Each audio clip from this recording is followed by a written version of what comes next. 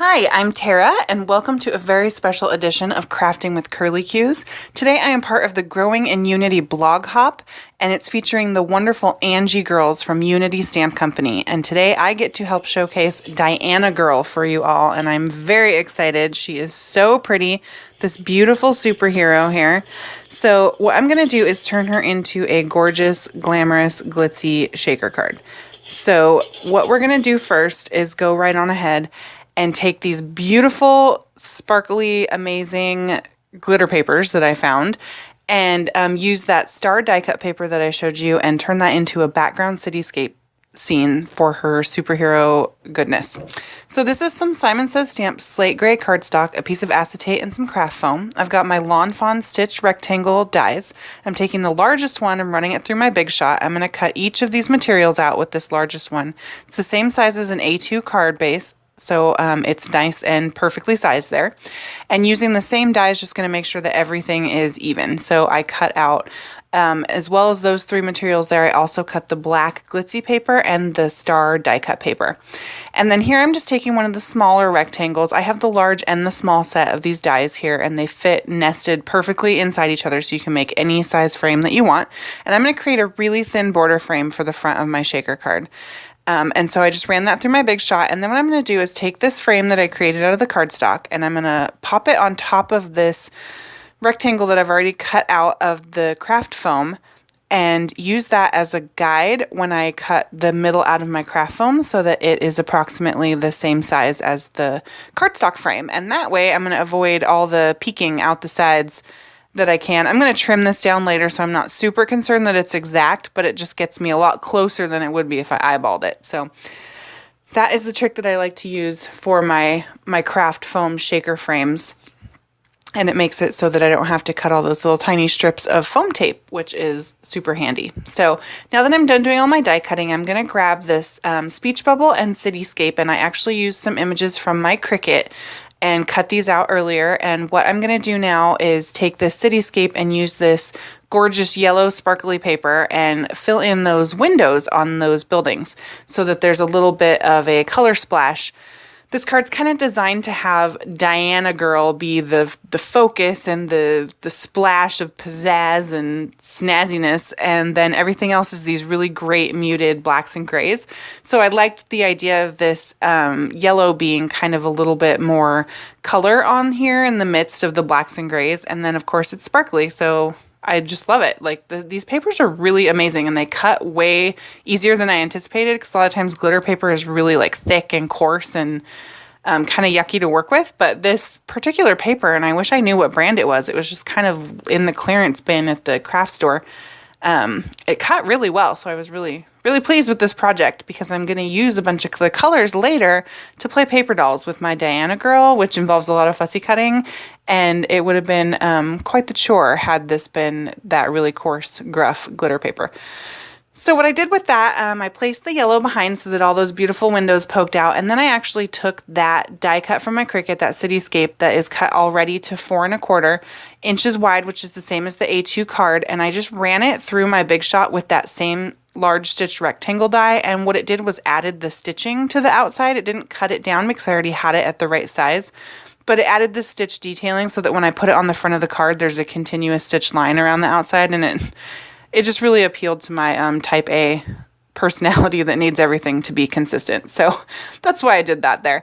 So I took this frame and I put some adhesive on the back, and then I put that gorgeous die cut star paper. This was another amazing clearance bin find at the craft store. They were having some phenomenal paper purging here. And I put that on top. I put the frame on top of that paper, and now I'm going to take the acetate that's also cut to the same size and just stick that right behind that star paper. This way the star paper is going to be up in front of the back of the shaker, and all the shaker sequins will be behind the stars, which is what I'm wanting there. And then I'm going to go ahead and adhere the city in front of the stars. So I'm kind of creating this like night sky background, and that piece of black glitter paper there is going to be the background of it. And then I'll have some really fun, colorful sequins inside there that will be a great contrast to all that black. But I really love that glitzy black paper too. I mean, it's just kind of different, not like a bright, fun pastel glitter, but just that really subtle black. I really like it. So on my craft foam frame here, I use those stitched lines as kind of a guide to just trim off a little bit of extra. Because the craft foam is fluffy, even when you run it through the die cut with the same dies, it always ends up being a little bit bigger, so I always trim it down anyway. So this is some Neenah 110-pound solar white cardstock, and I'm just making a card base here.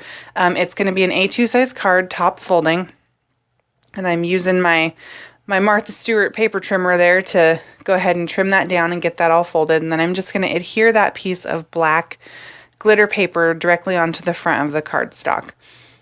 I'm getting a little bit better with my ATG gun. I just got it, and it's proving to be challenging. I'm not quite good on the timing yet of releasing the trigger to make the adhesive stop coming out. So if anybody's got any tips, please leave them in the comments for me. I love the adhesive. It's super, super sticky, and there's so much in there. It's phenomenal. I just gotta get my timing down here. So I am just trimming off the excess after I put that black panel on. I always have extra, so I always fix it and make it look perfect. So you can see how that's going to turn out there with the cityscape in front of that shiny black sky. I really like the way that it worked. So now I'm taking Diana, fabulous Diana. I'm going to stamp her on this Neenah Solar White cardstock in some Memento Tuxedo Black ink because I am going to Copic color her body and her hair. And then what I did was I took the same Diana stamp and I stamped it on top of some pink, purple, and silver glitter cardstock. And you'll see those stamped images later. Now, I started out with my Memento ink because I already had it out because I had stamped this image on the solar white and figured out real quick that that was not going to work on top of the glitter. The glitter was a little bit too slick for that ink. It didn't want to stay. So I busted out my black StazOn and I used that to stamp on top of the glitter paper, and it was beautiful, crispy, phenomenal lines. So my Copic coloring here, I kind of breeze through. It's nothing too fancy. It's really the focal point of this is going to be her super snazzy outfit. So the Copic coloring is just really simple. I wanted to keep her hair at a more light tone because the background is so dark. I didn't want any part of her to get lost against that background. So I am using some of these more yellow tones for her hair and keeping it in a more blonde zone than I normally would do because I have a very limited range of hair that I can color with my Copics because well, first of all, I don't have all the Copics. I mean, I wish, right? But with what I do have, I tend to be able to do brown hair is the best with the options that I have. But I wanted to kind of branch out a little bit here and keep it a little bit more blonde. And I like the way it turned out. I think that the yellow highlight there kind of coordinates with the yellow in the windows on the buildings and then the yellow around the speech bubble for the sentiment. So here's the pink glitter paper, and I am going to cut out her pants. So this is my favorite part of this card because I get to play paper dolls. And I loved paper dolls when I was a little girl. I don't know about you guys, but it was like such a joy to be able to just change their outfits and mix and match. And this card really, what inspired me for this card, I mean, you kind of have to do something obviously like Amazing Superhero because Diana Girl is an amazing superhero. But when I was a little girl, I used to have these two paper doll sets at my grandma's house, and one was Rainbow Bright and one was She-Ra. And they would hang out, Rainbow Bright and She-Ra. And for some reason, Diana Girl here, she kind of reminded me of She-Ra, and I got really excited to do some paper piecing here. So I'm now going to cut her out of the Neenah Solar White. And you can see that I cut her cape off. That's because I did end up doing the cape as a piece that she will go on top of so that you can see all the pieces. And then I needed to go ahead and take my X-Acto knife and cut out those pieces in between her arm because that is part of her cape and you want to see the silver sparkly through there. So I went and did that. In retrospect, I probably should have done this before I cut her out of the big paper so I had a little bit more leverage to hold on to as I use my craft knife, but it all worked out. So now I'm going to take my Black Soot Distress Marker, and this is just an extra one that I have, and I use it to line the edges of my fussy cut pieces to make it look like I didn't miss a beat because everything is nice and black. It's a lie. I do miss beats often, but that's what we have these amazing tricks for, to help us look like we don't. See how I drew on the back of her there?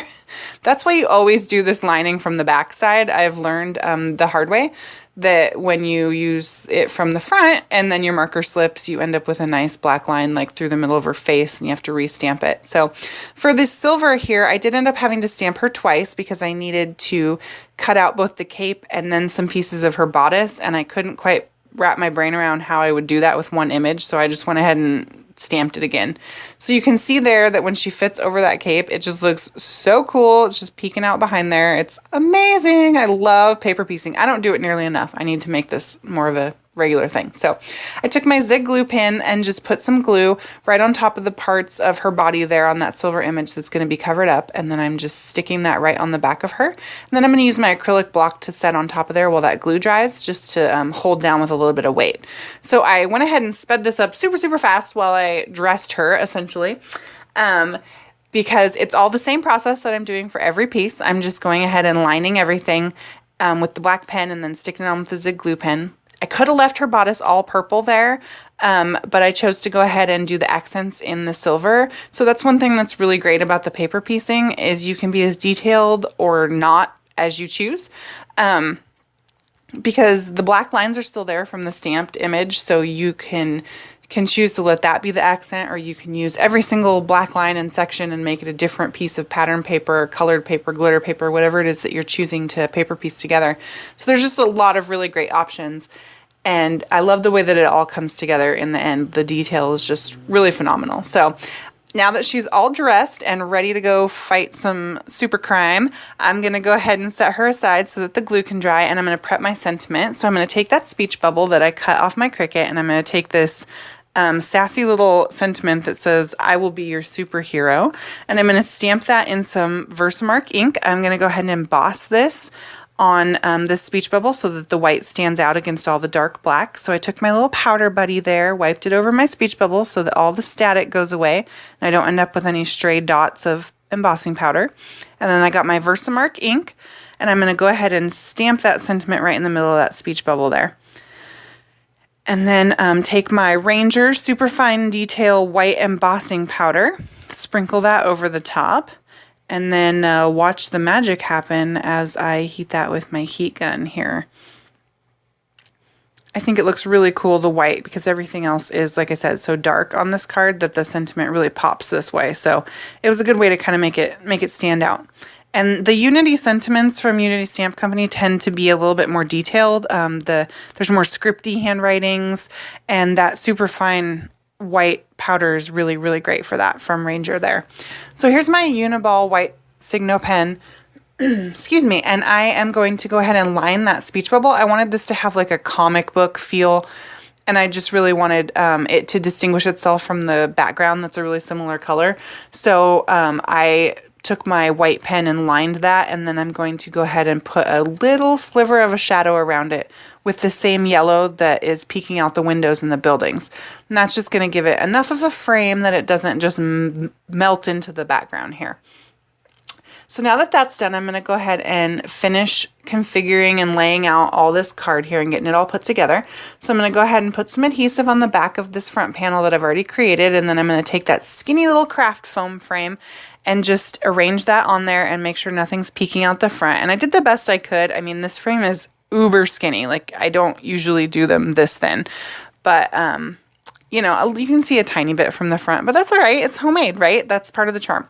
So then I decided that that frame was so thin, I wanted to kind of add some additional support so that when it goes through the mail, this card doesn't end up a crunchy mess. So I took some more of the craft foam and I'm just putting it behind the city there. And then I'm also going to take some little pieces and put them behind some of the bigger stars on that die cut paper. And that's going to give it a little bit of stability up at the top as well, so that it's not just a big empty transparency area that's just waiting to kind of cave in on itself at the first little bit of pressure. So I'm going ahead and putting that on there. If you guys haven't checked out the Angie Girls at Unity Stamp Company, you really need to look at them. There's legitimately one for every personality. I have so many of them, and they can fit any mood, any person. So if you're wanting to really customize a card for someone, a gal pal, you can find the Angie Girl that best fits her. I mean, they're just really great stamps. So I went ahead and filled my shaker card. This is one of the fun parts with these pretty pink posh sequins. I've got some 6mm pink peonies, some 4mm sugar plum mix, and some 4mm sparkling clear sequins. And I really love the way that that color pops on that sparkly black background. These sequins are not super sparkly. They're more of a matte finish, which goes really well with this card because there's so much sparkle everywhere that it's really kind of cool that the shakers are a little bit less sparkly. Aside from the sparkling clear, you can see it like blazing like the North Star there. Super pretty. And the colors of the sequins coordinate with her outfit, because who doesn't want like shooting stars that coordinate with your outfit? That's what I imagine the sequins are back there. They're the shooting stars falling from the sky as she saves the world. So now that the shaker part's all put together, I'm going to go ahead and put my acrylic box on there and let a little bit of pressure sit so that glue can dry, because I did use some Tombow Monomulti liquid glue there so that I could wiggle the front around and make sure that I got it positioned right. So those shakers are shaking around in there. Now I'm going to just place Diana and her sassy little saying on the front. And I'm just going to use my ATG gun to put some adhesive on the back of her. I'm not going to pop anything up. I've got enough dimension going on just with the shaker window there and the fact that that's popped up. So I'm leaving everything else nice and flush on this card. And then once I get the sentiment and Diana adhered on there, I will take some of those same Pretty Pink Posh sequins that are on the inside of the card and just do a sprinkling of them on the outside of the card so that all those colors are kind of tied in together. So now I'm just kind of positioning things before I squish it down permanently, and I decided that I didn't like the slanty sentiment there. I wanted it to be more straight in the corner. Like, I envision this as one of the squares from the comic book, right? So this is like one frame. I don't know what you call that in comic books, but that's what this is to me. So you can see how sparkly and fantastic this is as she saves the world. So as I mentioned, this is part of the Growing in Unity blog hop that is going on right now. So check out my blog post. You can see the link to it below here in the description on YouTube. There is a giveaway for some Unity goodies, so make sure you hop along with us and leave comments on every blog hop. If you like this video, here's a couple more. One's got some bling, one's a shaker card. You can't go wrong, right? So go ahead and join me. I'm over on Facebook and Pinterest. Just search for Curly Cues, and then there's my blog at blogspot.com for you. Thanks, you guys. Have a great night.